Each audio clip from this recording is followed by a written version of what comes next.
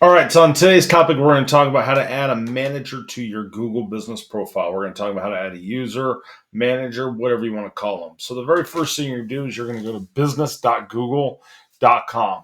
This is where you're going to get your Google business profile manager, like what you see right here. I see all the accounts I manage. Um, you can click on the one you go to. Now, another step you can do is you can just Google your name.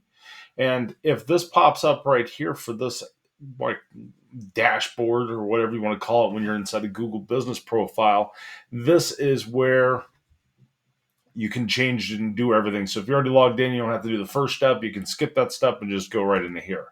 So when you come up to these three dots up here, you're going to go to business profile settings.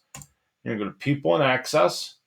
And right here, you're going to click add. You're going to put whatever email address they are in. Now, they have to have an account on Google. So if you are a business and you need to add an account to Google, I have a video. I'm going to link to it up above.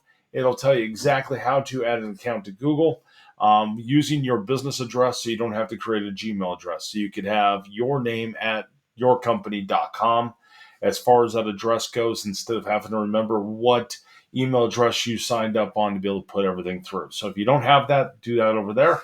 All you have to do is just add their email address after that's done, and you can make them an owner. An owner is somebody who can do anything and everything to your account. A manager just lets them make changes. So this is how you add a user or a manager to your Google business profile account. This works great if you're adding an agency, adding someone that's going to manage it, adding a staff member. There's a lot of uses for this. If you like videos like this, continue to subscribe, like, leave comments. We love to hear your suggestions and ideas of other videos we could do.